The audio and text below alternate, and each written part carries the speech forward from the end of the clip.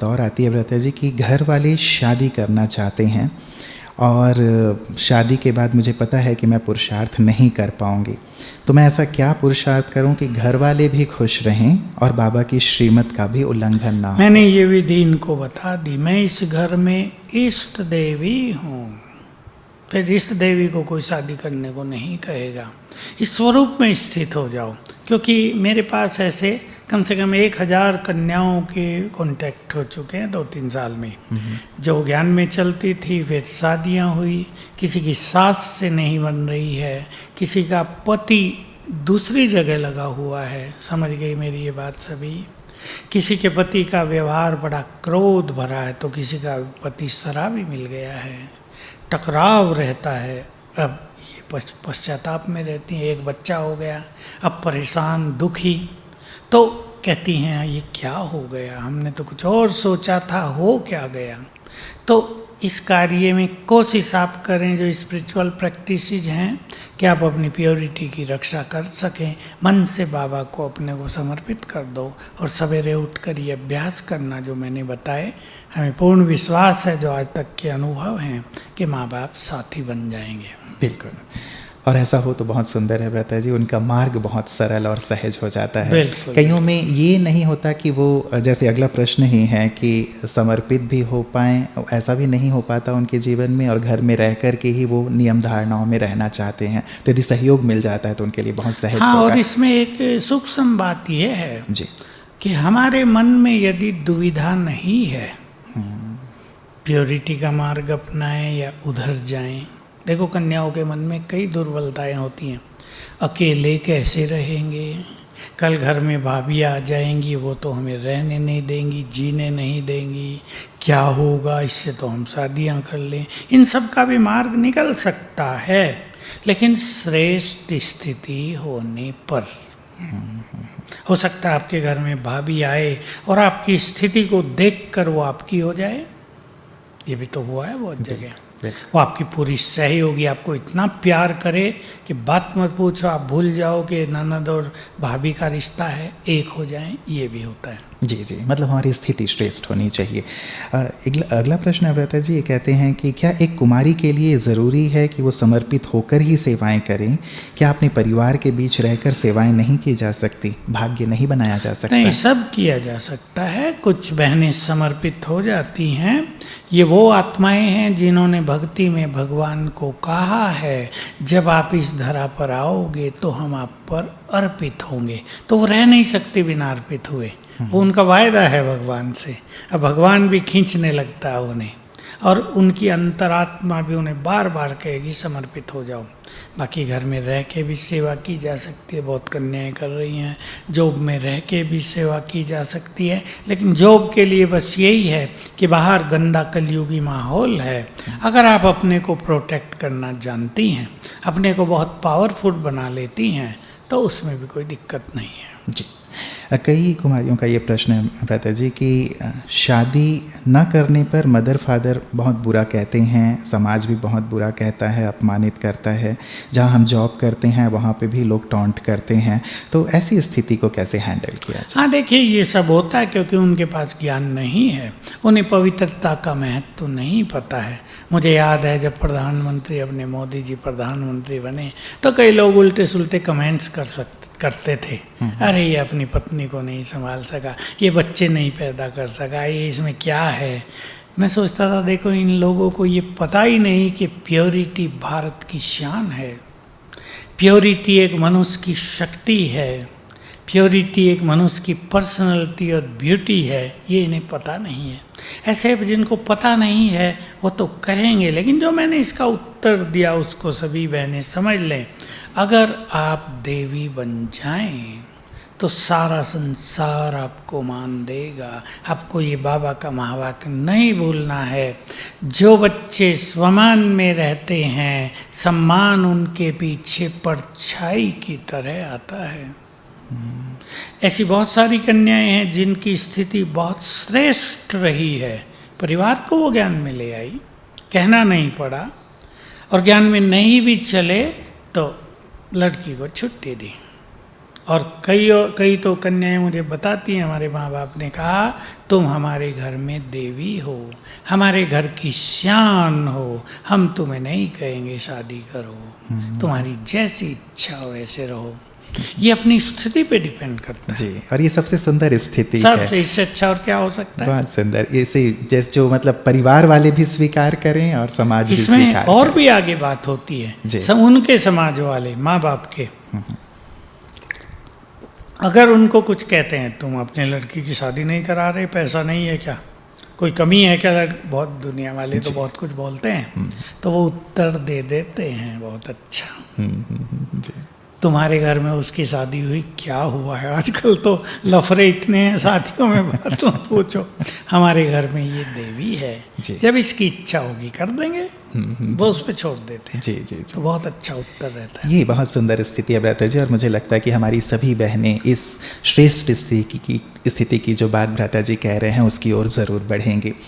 अगला प्रश्न भ्राता जी है कि मैं और मेरे पेरेंट्स ज्ञान में हैं पर भाई भाभी नहीं हैं, और मुझे पता है कि वे भविष्य में पेरेंट्स का ध्यान भी नहीं रखेंगे, तो क्या मुझे पेरेंट्स के पास रहकर ही पुरुषार्थ करना चाहिए ताकि उनकी देखभाल भी हो जाए, या मैं समर्पित हो जाऊँ? नहीं, अगर इनके पेरेंट्स इनके सहयोगी हैं तो इनका ये परम कर्तव्य है कि पेरेंट्स को भी समय दें और थोड़ा थोड़ा सेवाओं में भी लगें। लेकिन अगर भाई भाभी पेरेंट्स का ध्यान नहीं देंगे, जैसा आजकल प्राय होता है, तो ये इनका परम कर्तव्य है। मन से शिव बाबा को अपना जीवन समर्पित कर दो, और देखिए ये कर्म की सूक्ष्म गति है। वो माँ बाप की सेवा करे, वो ऐसा समझ ले ये भी परमात्म सेवा है, अर्पित कर दे बाबा को, बस फिर उसका वो सारी जो सेवाएं हैं यज्ञ सेवा में गिनती हो जाएंगी। जी जी जी।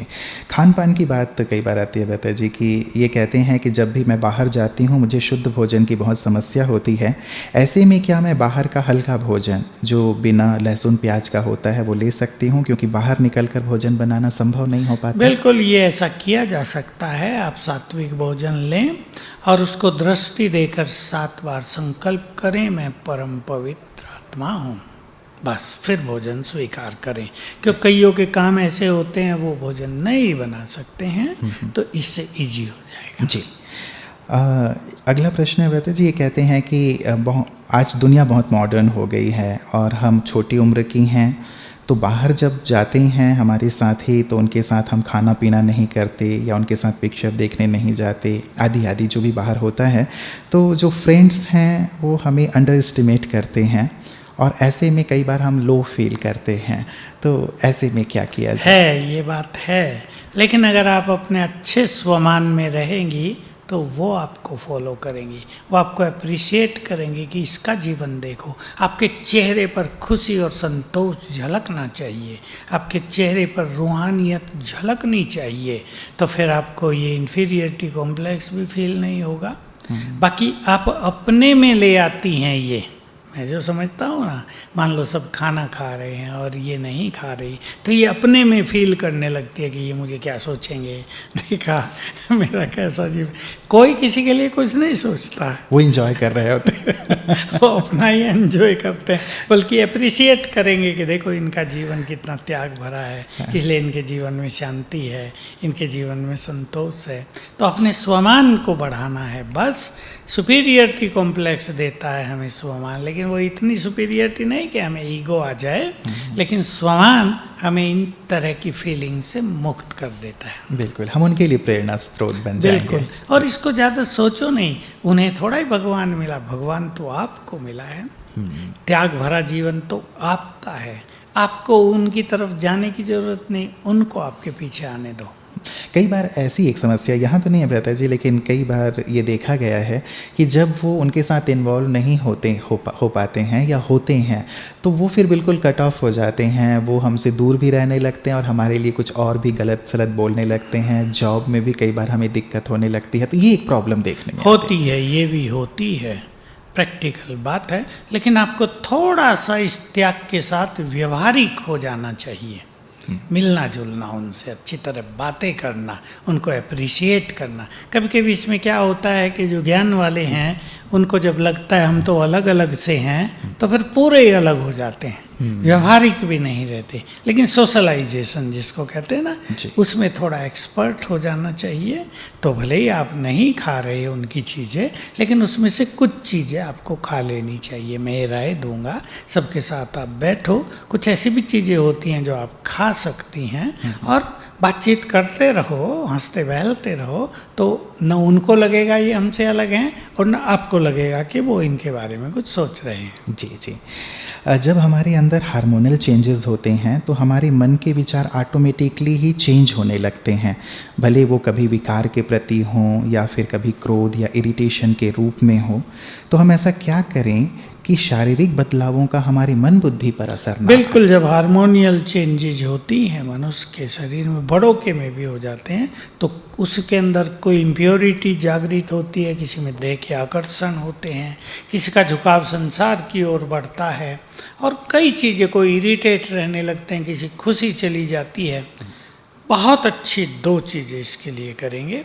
पानी चार्ज करके पीना, क्योंकि बहनों को मैंने कराया है, कई बहनें फ्रीली बेचारी पूछती हैं कि भाई ऐसा होता है। मैंने कहा मुझे पता है, आप निश्चिंत रहो, लज्जा की बात नहीं है, आप पानी चार्ज करके पियो। 2 स्वमान हैं, मैं परम पवित्र आत्मा हूँ या मैं मास्टर सर्वशक्तिमान हूँ। 7 बार संकल्प करेंगे दृष्टि देकर, पानी चार्ज हो जाएगा, वो पीते रहेंगे। और अपने को चार्ज रखने के लिए मैं हमेशा एक चीज़ कहता हूँ सबको, कि सवेरे उठकर कुछ सुंदर संकल्प आपको करने चाहिए। लेकिन जब मनुष्य सवेरे उठता है तो उसका मन, उसका ब्रेन कभी कभी बहुत ही शांत या किसी का डल रहता है, विचार उठते नहीं हैं। तो ऐसे 10 सुंदर विचार अपने पास रख लेने चाहिए, जिसे सवेरे उठ के पढ़ लो, फिर रिपीट करो, तो मन एक चार्जिंग स्थिति में आ जाएगा। और फिर इस सब के कारण जो इफ़ेक्ट होता है ब्रेन पर, माइंड पर, व्यवहार बदलता है, इरिटेट होता है मनुष्य, उससे थोड़ा बच जाएंगे। अपनी बात किसी सखी को शेयर अवश्य करते रहना चाहिए। जी। और बाबा सखा है, उनसे भी तो शेयर किया जा सकता है। अगर बाबा से करना सीख लें, उसे गुड फ्रेंड बन जाए या बना लें, या आपने अच्छी बात कही जी, तो वो वैसे ही ठीक कर देता है। बाबा कहते हैं कि यदि कोई तुम्हें देह की दृष्टि से देखता है तो इसका मतलब है कि तुम्हारे ही पुरुषार्थ में कहीं कोई कमी है। तो हम ऐसा क्या अभ्यास या पुरुषार्थ करें कि लोगों की हम पर बुरी दृष्टि ना जाए? ये मैंने देखा प्रैक्टिकल में, बहुत सारी बहनें बहुत अच्छी पर्सनैलिटी वाली होती हैं, लेकिन उनके चेहरे पर डिविनिटी होती है, कोई उन्हें बुरी दृष्टि से नहीं देखता। और बहुत बहनें ऐसी होती हैं जो बहुत सुंदर नहीं होंगी, ऐसी वैसी, लेकिन उनके प्रति लोगों की दृष्टि जाती है। ये हमारे अंदर क्या है वो रिफ्लेक्ट होता रहता है ना बाहर जी। इसलिए कुछ अच्छे अभ्यास करते रहने चाहिए। जैसे मैं पवित्रता की देवी हूँ, मैं एक महान आत्मा हूँ, मैं मास्टर सर्वशक्तिवान हूँ। और आजकल जो मैं सिखा रहा हूँ, अपने चारों ओर शक्तियों का ऑरा क्रिएट करें, आभा मंडल। 7 बार संकल्प करें मैं मास्टर सर्वशक्तिवान हूँ, फिर देखें, विजुअलाइज करें, चारों ओर शक्तियों का घेरा बन गया है, उसके बीच में मैं हूँ। और दूसरों को आत्मिक दृष्टि से देखें तो दूसरों की दृष्टि बुरी नहीं जाएगी। बिल्कुल, क्योंकि बहनों को इस चीज़ को फेस करना पड़ता है। तो जितना अच्छा स्वमान होगा, पावरफुल बन के भी रहना है, कमजोरी भी न दिखाई दे। कई पवित्र आत्माएं ऐसी हो जाती हैं, थोड़ी डरने लगती हैं, थोड़ी कमज़ोर हो जाती हैं। तो मैं मास्टर सर्वशक्तिमान हूँ, मेरे साथ स्वयं भगवान है, ये स्मृति भी रखेंगे तो जो सूक्ष्म डर होता है वो भी निकल जाएगा। बिल्कुल। और जो शक्ति स्वरूपा का साक्षात्कार बाबा कहते हैं, शायद इसी स्थिति से उनसे साक्षात्कार होने भी शुरू हो जाएंगे। ब्रता जी, अगला प्रश्न इसी से जुड़ा हुआ है। ये कहते हैं कि हमारी उम्र के अनुसार यदि हमें किसी भी मेल की तरफ अट्रैक्शन होता है तो उस पर कैसे काबू पाया जाए? शायद आपने उत्तर दे दिया है। आत्मिक दृष्टि रखनी है जी। और अपनी प्योरिटी के बारे में स्वयं से चिंतन अवश्य करते रहना है। देखिए, चिंतन का बड़ा महत्व है। सवेरे कर लो, कभी भी जब आप अकेले हों अपने से चिंतन करें, अब मेरा वो मार्ग नहीं है, अब मेरा मार्ग प्योरिटी का है। अब मैंने भगवान को अपना लिया है। मुझे कलयुग की राहों पर नहीं चलना है, मुझे तो संगम युग की पवित्रता की राह पर चलना है। अब भगवान को मैंने अपना साथी बना लिया है। इस तरह के जो सुंदर विचार होंगे, मैंने भगवान को वचन दे दिया है पवित्रता का। मेरी दृष्टि अब भगवान पर है, मनुष्यों की ओर जा ही नहीं सकती। तो बार बार अपने को स्ट्रॉन्ग करेंगे जी, तो दृष्टि हटती रहेगी और धीरे धीरे खत्म हो जाएगी। बिल्कुल ब्रता जी, कई बार जो चीज़ें हम देखते हैं या सुनते हैं या पढ़ते हैं, आजकल मोबाइल सभी के पास है, तो क्या वहाँ पे भी हमें संयम की ज़रूरत है, क्योंकि वहाँ से भी कुछ गंदगी हमारे अंदर जा रही है? बहुत गंदगी होती है इन चीज़ों में। हालांकि मैं देखता नहीं, पर मुझे कई कुमार आके बताते हैं कि हमारा जीवन तो बिल्कुल ख़राब हो गया, हम 6 मास ये गंदगी देख ली है, अब वही स्वप्न आते हैं, वही विचार रहते हैं, सारा खेल बिगड़ गया है ज़िंदगी का, अब उसको हम कैसे भूलें। बहुत बड़ी कठिनाई हो जाती, वही सीन उनके सामने आते हैं। तो इस पे भी तो बहुत गूगल आदि पे गंदगी डाल रखी है ना लोगों ने। इससे बचेंगे, जो हमारा मार्ग ही नहीं है वो हम क्यों देखें। भाई आप फिजिक्स के केमिस्ट्री के स्टूडेंट हैं, आप कॉमर्स की किताबें थोड़ा ही पढ़ेंगे, तो वो हमारा सब्जेक्ट ही नहीं है, ये संकल्प अपने मन में दृढ़ कर दें, तो फिर उन चीज़ों की ओर हमारा ध्यान नहीं जाएगा। कई लोग सोचते हैं नॉलेज बढ़ जाए, नॉलेज नहीं, गंदगी बढ़ेगी। जी जी जी जी। कई बार अंदर का एक आकर्षण होता है, या कई बार होता है कि थोड़ा सा देखें कि वो चीज़ क्या है, कभी अंदर का आकर्षण, कभी एक थोड़ा सा टेस्ट करने की, तो यहाँ एक कंट्रोल करना, और कई बार कंट्रोल व्यक्ति नहीं कर पाता है तो उस ओर चल पड़ता है। ये भी होता है बहुतों के अंदर कि उनके पूर्व जन्मों के संस्कार कैसे हैं, उस तरह की एनर्जी को वो अट्रैक्ट करते हैं। उनकी हॉबीज क्या हैं, या ज्ञान में आने से पहले उन्होंने क्या क्या किया है। तो इन सब चीज़ों को अगर अब समाप्त करना है, तो बाबा ने अपनी साधनाओं में 5 स्वरूपों का अभ्यास सिखाया है। कुछ दिन पहले 21 दिन करके देखें, 8 बार रोज, बहुत सुख मिलेगा, प्योर संस्कार जागृत होंगे, सारी इम्प्योरिटी डाउन हो जाएगी। जी जी जी। ब्रता जी, यदि कुमारी जीवन में भी जाने अनजाने में हमसे कोई बड़ी व छोटी गलती हो जाती है, तो उसका प्रायश्चित क्या है? क्या प्रायश्चित करने के बाद भी उसकी सज़ा मिलेगी? बहुतों का ऐसा भी आता है ब्रता जी कि मान लीजिए ज्ञान से पहले का जीवन कुछ ऐसा था कि कुछ ऊपर नीचे हो गया धारणाओं को लेकर के, और कई बार ज्ञान में आने के बाद भी हो गया, तो ये मन को बहुत ज़्यादा खाता है। देखिए, बिल्कुल क्लियर नॉलेज बाबा की है। ज्ञान में आने से पहले कुछ हो गया है, वो बाबा को सुना दो ऊपर, अपने सुप्रीम फ्रेंड को, हल्का हो जाएगा मन। क्योंकि सजाएं मिलना और न मिलना मुरलियों में आजकल क्योंकि बहुत आ रहा है कि सजाएं माफ़ नहीं होती, मन हल्का अवश्य हो जाएगा। और मन हल्का हो जाएगा तो हम अच्छा अभ्यास, अच्छी साधनाएं फिर कर सकेंगे। और अगर ज्ञान में आने के बाद कोई गलती कर ली है, तो वो निश्चित रूप से मन को बार बार कचोटती रहेगी। अभी वो भी, अब और तो कोई तरीका नहीं है। बाबा को सुनाएं, क्षमा याचना लें, और 108 बार रोज सवेरे उठकर लिखें, मैं मास्टर सर्वशक्तिवान हूँ।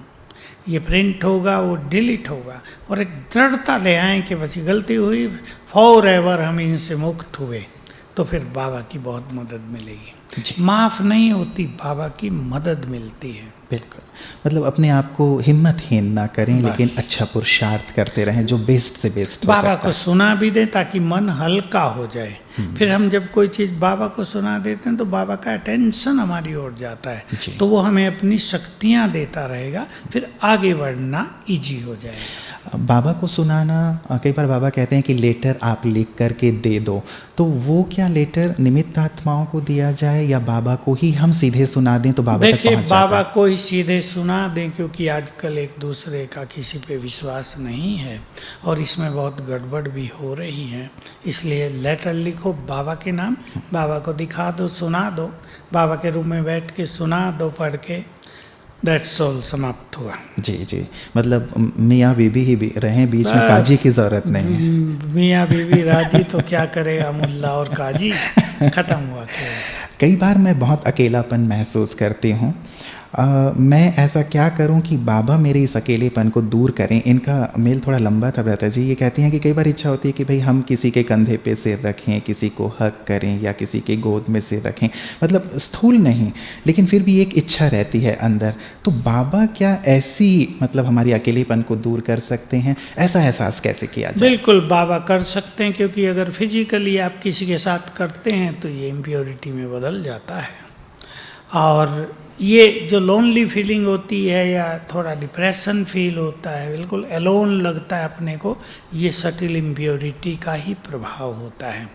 विशेषकर जब सो के उठते हैं, कईयों को दिन में सो जाएं तो सो के उठते बिल्कुल उदास मन होगा, ये सटिल इम्प्योरिटी है। इसके लिए मुरलियों का अध्ययन करना, बहुत अच्छा योग करना, बाबा से बातें करते रहना, और यही जो कुछ वो करना चाहती हैं ये सूक्ष्म वतन में जाके बाप दादा के साथ करने लगें तो अनुभव कुछ ही दिनों में 10 गुने होने लगेंगे और वो जो इच्छाएं हैं समाप्त हो जाएंगी। जी, मैं पिछले 9 साल से ज्ञान में हूँ। अब मेरा योग में मन नहीं लगता है।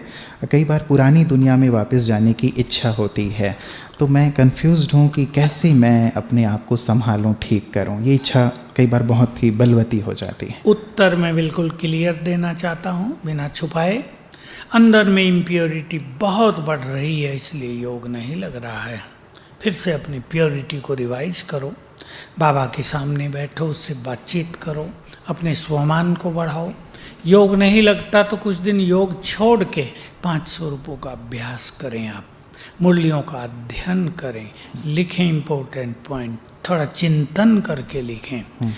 स्वमान से 5 स्वरूपों से और ज्ञान के बल से योग लगने लगेगा और ये इम्प्योरिटी खत्म हो जाएगी। फिर जो दुविधा रहती है, क्योंकि अब समय ऐसा आ गया है, अब अगर कोई चूक गया तो पश्चाताप के अलावा कुछ हाथ नहीं लगेगा, क्योंकि समय तेजी से बिगड़ेगा, युग तेजी से बदलेगा। हर साल हम नए नए सीन देखेंगे। जी जी, लेकिन आप एक बात जैसे कहते हैं भ्राता जी कि वो जो अंदर के संस्कार हैं, बाहर भी इम्प्योरिटी और अंदर भी, वो उछल जब खाती है तो शायद वो कंट्रोल नहीं हो पाता। और ये जो योग का अभ्यास आप बता रहे हैं, कई बार वो भी करने से मन स्थिर नहीं होता है। आपने बिल्कुल ठीक कहा। ये इम्प्योरिटी ऐसी जबरदस्त चीज है जो बांध को जैसे तोड़ने जैसी स्थिति में ला देती है मनुष्य को। अभी इसमें उस व्यक्ति के पास्ट के इम्प्योर संस्कार, उनके माँ बाप के इम्प्योर संस्कार सब काउंट होते हैं, सब अफेक्ट करते हैं। इसमें तो पानी चार्ज करके पीने से बहुत बल मिलेगा। एक नियम बना दे, 7 दिन आप कर लें, तुरंत पानी को दृष्टि देकर 7 बार संकल्प करें, मैं परम पवित्र आत्मा हूँ, और अच्छी क्लासेस सुन लें, ताकि वो जो फोर्स है निगेटिविटी का और बाहर का जो इफेक्ट आया हुआ, उससे आप बच सकें। अच्छी क्लासेज अपने पास रखें, उन्हें सुन लें, पानी चार्ज करके पिएं, और जो भी थोड़ा बहुत अभ्यास, चिंतन इसमें ज़्यादा मदद करेगा। मेरा ये मार्ग नहीं है, भले ही आपके अंदर युद्ध होगा, आप युद्ध करें, लेकिन युद्ध में विजयी हो जाएं तो खुशी में रहें कि विजय हो गई। युद्ध करते करते विजयी हो गए तो युद्ध का कोई महत्व नहीं, विजय का महत्व हो जाएगा और बाबा की ताकत मिलने लगी। बिल्कुल बिल्कुल, हमारी शुभ भावना सभी के लिए है कि वो विजयी होकर के ही बाहर बिल्कुल आए। आजकल समय ऐसा है, ये क्वेश्चन जिसने पूछा है, मैं उनके डेयर को धन्यवाद करूँगा, क्योंकि ये समस्या बढ़ती जा रही है। और अपने अंदर के भी संस्कार फोर्स करते हैं इम्प्योरिटी का, और वातावरण में तो अति गंदगी है। बाबा कहते हैं काम की तो अग्नि जली हुई है, अट्रैक्शन बहुत हैं दुनिया के। इसमें बहुत साहस से बाबा को साथ लेकर मास्टर सर्वशक्तिवान का अभ्यास करते हुए जिएंगे तो निश्चित रूप से विजयी हो जाएंगे। जी जी जी, हमारी सभी बहनें शेरनियाँ हैं भ्राता जी, वो जीत करके ही बाहर आएंगी। अगला प्रश्न है, ये कहती हैं कि क्या बाबा का बनने के बाद अच्छा पहनना, खाना व अच्छे सामान यूज़ करना व घूमना ईश्वरीय मर्यादाओं के प्रतिकूल है? प्रतिकूल तो कुछ नहीं है, फिर अनुकूल भी नहीं है, क्योंकि अगर आप ये करते हैं तो बाहर जाएंगे तो बाहर की हवा तो लग जाएगी। फिर वही प्रश्न होगा जो पहला प्रश्न था कि ये होता है, ये होता है। एक बहुत सारी चीज़ें इकट्ठी आप रखेंगी, जहाँ संग्रह वृत्ति बहुत होती है तो मन की एकाग्रता वीक पड़ जाती है। बहुत सुंदर सुंदर पहनेंगी तो दूसरों की दृष्टि आप पर जाएगी, फिर वही प्रश्न आएगा, दूसरों की दृष्टि हम पे जाती है। इसलिए योगिनी बन जाओ, त्यागी और तपस्विनी बन जाओ, सारा संसार आपकी रूहानियत की ओर आकर्षित होगा। कपड़ों की ओर आकर्षित क्या करना है। जी, मुझे बचपन से ही ना माता पिता का प्यार मिला और ना ही अच्छी परवरिश, जिसके कारण मैं डिप्रेस्ड होकर कई गलत काम मुझसे हो गए। ज्ञान में आने के बाद भी मैं उनको माफ़ नहीं कर पा रही हूँ। मैं ऐसा क्या पुरुषार्थ करूँ ताकि पिछली सब बातों को भुला सकूँ? देखिए, ये गलतियाँ बहुतों से हुई हैं। इनको भी मैं धन्यवाद दूंगा कि इन्होंने प्रश्न करने का साहस किया है।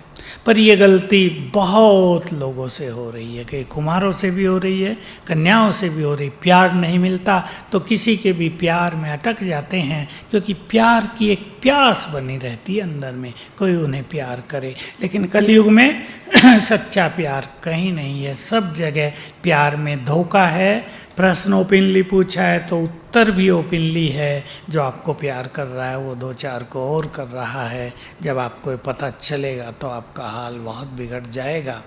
जो कुछ भी हो गया है, पास्ट इज पास्ट।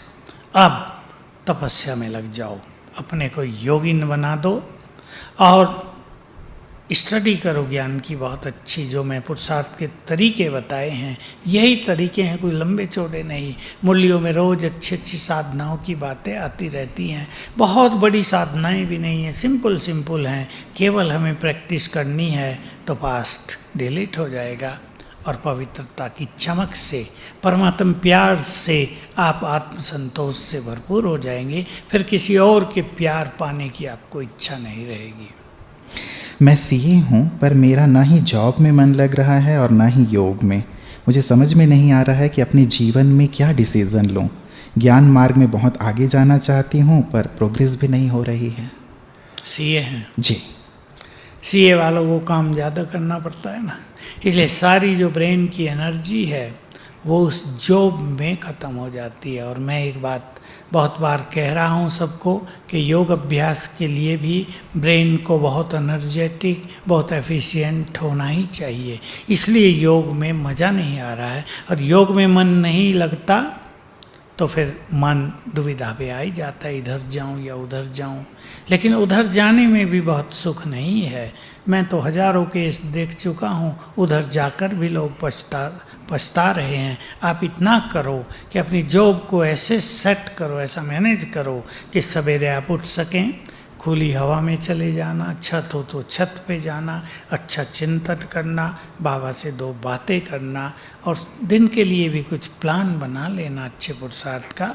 कुछ दिन ये करने से मन स्पिरिचुअलिटी से भरपूर हो जाएगा और ये समस्या ख़त्म हो जाएगी। जी, मेरी सोच ये है कि हर लड़की को आज के टाइम में फाइनेंशियली भी इंडिपेंडेंट होना चाहिए, पर बाबा जो नौकरी की टोकरी न उठाने की बात कहते हैं कुमारियों को, तो क्या मेरी सोच बाबा की श्रीमत के अगेंस्ट है?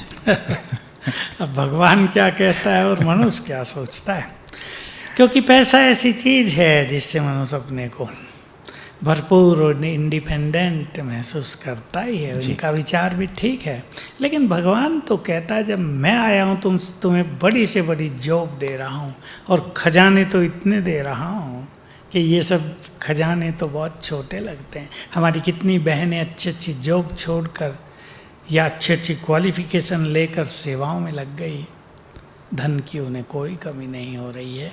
मैं एक जगह में बताया ही करता हूँ, एक दो बार मैं शायद पूना का सेंटर था, वहाँ गया जी। बहनों ने कहा दादी आ नहीं रही, आप ही ओपनिंग कर दो। 4 बहनें थी, सब छोटी दिख रही थी। मैंने कहा अरे बहनों का परिचय तो करा दो जो इंचार्ज थी। परिचय होने लगा, एक ने बीटेक किया, एक ने एमटेक किया, एक ने एमबीए किया, उनमें भी एक सीए थी। अरे मैंने कहा आप इतने पढ़े लिखे समर्पित हो गए। मैंने ऐसे ही कहा जॉब क्यों नहीं करती हो, इतनी अच्छी क्वालिफिकेशन तुम्हारे पास, यहाँ रह के क्या करोगी। मुस्कुराने लगी कि जॉब करके छोड़ के आ गए हैं। यही जीवन है, this is the real life. Delightful life.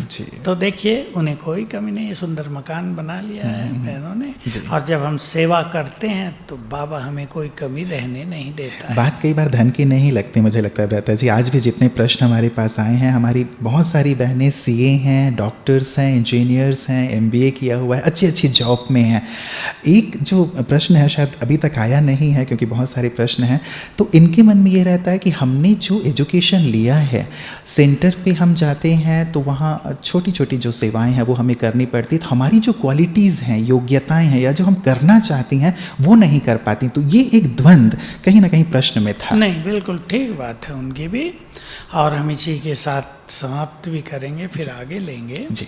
ये बिल्कुल ठीक बात है। जॉब सेटिस्फैक्शन किसी भी मनुष्य के जीवन की संतुष्टता के लिए परम आवश्यक होता है। अभी किसी ने एमबीए किया और उसे बेचारे को छोटा मोटा काम दे दिया जाए तो उसके मन में तो डिप्रेशन जैसा होगा ही। जी, ये सत्य है, लेकिन हम लक्ष्य बनाएं। ठीक है, मैं ये नहीं कहता आप जॉब ना करो, आप जॉब करते रहो, लेकिन जीवन में ज्ञान का, योग का और थोड़ा थोड़ा सेवाओं को भी जगह दो। ये नहीं फिर जॉब में ही सारा टाइम निकलने लगे या जॉब के इफेक्ट में टाइम निकलने लगे।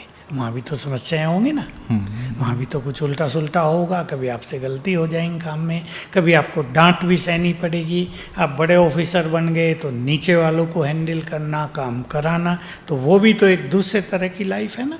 लेकिन उसमें सवेरे उठना, मुरली सुनना और 2 घंटे रोज सेवा में जरूर जाए।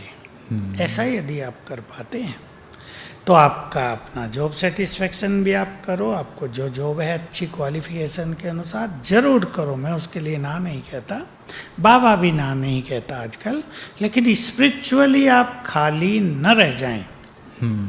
जब भगवान सब कुछ देने आया है, ये चीज़ें तो पहले भी थी ना, अब भगवान से भी सब कुछ मिल रहा है तो वो भी ले लेना, प्लस कर लो अपने जीवन में। क्योंकि जीवन केवल धन से नहीं चलता, जीवन केवल पद पोजीशन से नहीं चलता। जीवन में सुख, शांति, प्रेम, शक्तियाँ, संतुष्टता, ये सब भी चाहिए। ये सब स्पिरिचुअलिटी से मिलेगा। जी जी, बहुत बहुत शुक्रिया भ्राता जी। प्रश्न बहुत सारे और भी हैं। मैं आपसे अनुरोध करूंगा कि हमारी जिन बहनों के प्रश्न रह गए हैं, एक और सत्र आप ज़रूर उनके लिए बिल्कुल, जिनके रह गए वो सोचे नहीं कुछ भी कि हमें याद ही नहीं किया, हम सबको याद कर रहे हैं। क्योंकि अभी नीचे की ओर जा ही रहे थे लेकिन बहुत सारे प्रश्न रह ही गए हैं, तो अगली बार पुनः अभी से आपको निमंत्रण है सभी हमारी बहनों की ओर से, ताकि सभी का जो पुरुषार्थ है ऊंचाइयों की ओर बढ़े। और आज जो आपने प्रकाश दिया है, निश्चित रूप से वो बहुत सारे जो बंद द्वार थे उन्हें खोलने वाला था और मन को शांति, सुकून देने वाला, शक्ति देने वाला था। इसके लिए सभी बहनों की तरफ से, अंबिका दीदी जी की ओर से भी आपका दिल से बहुत बहुत शुक्रिया। ओके। और मैं खास यही कहना चाहूँगा अंत में हमारी सभी बहनों को, अब ड्रामानुसार मैं कहूँगा कि आज 31 है और कल से 1 जून अर्थात जून मास, मम्मा का मास शुरू हो रहा है। जैसे हम जनवरी में प्यारे बाबा को, ब्रह्मा बाबा को याद करते हैं, पूरे ही जून मास मम्मा का मास है। एक कुमारी, साधारण सी कुमारी, ज्ञान ज्ञानेश्वरी सरस्वती बन गई। एक कुमारी राजराजेश्वरी श्री लक्ष्मी बन गई। एक कुमारी जगत की माँ बन गई। एक साधारण सी कुमारी देखते ही देखते कितनी असाधारण और सबके लिए प्रेरणा की स्रोत बन गई। और वो कुमारी कोई और नहीं, हमारी अपनी माँ है। और कहा भी जाता है कि जैसी माँ होती है वैसी ही बेटी होती है। बेटा बाप पे जाता है लेकिन बेटियां माँ पे जाती हैं। तो अगला जो पूरा मास है मातेश्वरी का, हम सबको प्रेरित करने वाला है बहनों, कि हम भी मास्टर मम्मा बन जाएं। जैसे हमारी एक माँ सारे संसार को कितना कुछ अब तक दे रही है, हम सब यदि मास्टर मम्मा बन जाएं, अपनी इन छोटी मोटी बातें, सचमुच बहुत छोटी छोटी सी हैं, इन उलझनों को किनारे रख के, जैसे भ्राता जी ने कहा, श्रेष्ठ स्थिति बना लें, श्रेष्ठ पुरुषार्थ कर लें, तो सचमुच बाबा को भी हम पे कितना नाज होगा, ब्राह्मण परिवार को हम पे कितना नाज होगा। और यही समय की सचमुच मांग है, आवश्यकता है। इस पर गहराई से चिंतन कीजिएगा, श्रेष्ठ पुरुषार्थ कीजिएगा। आपके बचे हुए प्रश्नों के साथ पुनः हम उपस्थित होंगे। ओम शांति। चलें 1 मिनट प्यारे बाप दादा की याद में हम सभी बैठेंगे और पश्चात संपन्न करेंगे।